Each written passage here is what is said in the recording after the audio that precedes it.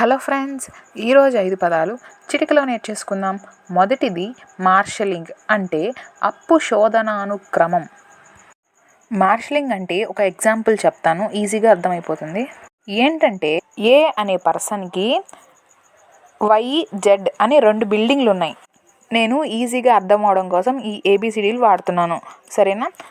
అతని పేరు ఏం పేరు? ఏ. అతనికి 2 బిల్డింగ్లు ఉన్నాయి. ఒక బిల్డింగ్ పేరు Y, ఇంకొక బిల్డింగ్ పేరు Z. ఈ ఏ అనేవాడు తన YZ బిల్డింగ్లు రెండింటిని B అనే వ్యక్తి దగ్గర మార్టిగేజ్ చేసి, అంటే కుదవ పెట్టి కొంచెం అమౌంట్ అనేది తెచ్చుకున్నాడు. పలానా తారీఖులోపు నీకు ఇచ్చేస్తాను అని చెప్పి, లేకపోతే నేను కానీ ఇవ్వకపోతే ఈ ప్రాపర్టీలు నువ్వు అమ్మేసుకోవచ్చు అని చెప్తాడు. సరే అని ఈ ఏ అనే వ్యక్తికి ఇంకా అవసరం వచ్చింది. సో అప్పుడు ఏం చేస్తాడంటే ఈ ZY అని 2 ఉన్నాయి కదా బిల్డింగ్లు, Z బిల్డింగ్ని C అనేవాడికి ఇంకొకడికి మార్టిగేజ్ చేశాడు. సో ఇంకొకడికి చేసి నాకు ఇంత అమౌంట్ ఇవ్వు, నేను మళ్ళీ నీకు ఇచ్చేస్తానని తీసుకున్నాడు.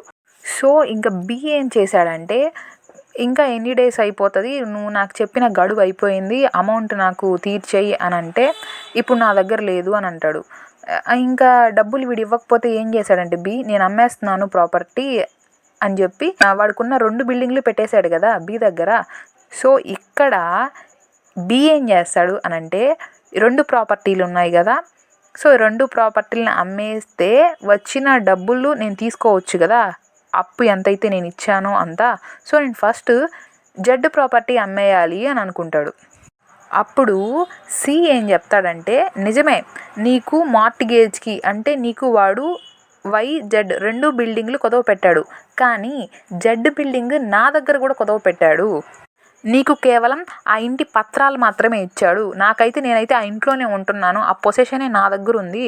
కాబట్టి నువ్వు ముందు Y బిల్డింగ్ అమ్ము, ఆ Y బిల్డింగ్తో నీకు ఎంతైతే అప్పు రావాలో అది రికవర్ అవ్వలేదా, అప్పుడు Z బిల్డింగ్ అమ్ముదాము అని చెప్పి ఈ Cకి Bకి చెప్పే రైట్ ఉందన్నమాట.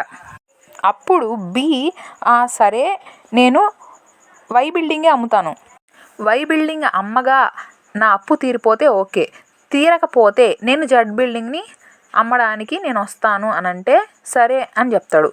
ఇక్కడ C చెప్పిన దాన్ని B కన్సిడర్ చేశాడు కదా, సరే నేను ఫస్ట్ Y బిల్డింగే అమ్ముతాను అని అన్నాడు కదా. ఇక్కడ C చెప్పిన మాటని B కన్సిడర్ చేయాలి, దీన్నే మార్షలింగ్ అని అంటారు. రెండవది రాటిఫికేషన్, అంటే ధృవీకరణ.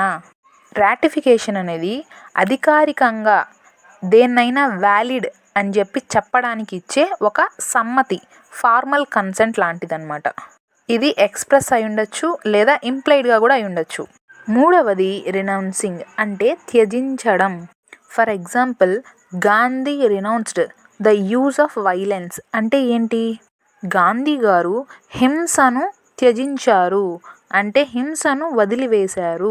ఇంకొక ఎగ్జాంపుల్ తీసుకుంటే, he renounced his old way of life, అంటే అతను తన పాత జీవితాన్ని లేదా జీవన విధానాన్ని త్యజించాడు, వదిలిపెట్టాడు అని అర్థం వస్తుంది. ఇంకా షీ రినౌన్స్డ్ హర్ హస్బెండ్, అంటే ఆమె తన భర్తను వదిలేసింది, త్యజించింది అని అర్థం వస్తుంది. ఓకేనా? నాలుగవది ల్యాండ్లార్డ్, అంటే భూస్వామి, అంటే ఓనర్ అన్నమాట. ఏదైనా ప్రాపర్టీ వాళ్ళదైనప్పుడు వేరే ఇతరులకు రెంట్కి ఇస్తారు కదా, బాడుక్కి ఇస్తారు కదా ఇల్లు, ఎవరైతే ఇస్తున్నారో వాళ్ళని ల్యాండ్లార్డ్ అంటారు, ఎవరైతే బాడుగకు ఉంటున్నారో వాళ్ళని టెనెంట్ అంటారు. ఐదవది ఇప్పుడే చెప్పుకున్నాం, ఏంటి? టెనెంట్, అంటే కౌలుదారుడు లేదా భవనానికి అద్దె చెల్లించే వ్యక్తి. మనం నార్మల్గా ఉంటాం కదా, ఇళ్ళల్లో బాడుక్కుంటాం కదా, సో మనం ఏమవుతాము అంటే టెనెంట్స్ అవుతారు. మనకు బాడుగకి ఇస్తారు కదా ఓనర్స్, వాళ్ళు ల్యాండ్లార్డ్ అవుతారు. మీకు ఈ వీడియో నచ్చినట్లయితే లైక్ కొట్టి షేర్ చేసి సబ్స్క్రైబ్ చేసుకోండి. మీ ఫ్రెండ్స్ని కూడా సబ్స్క్రైబ్ చేసుకోమని చెప్పండి. మరో వీడియోతో మళ్ళీ కలుద్దాం. Bye bye.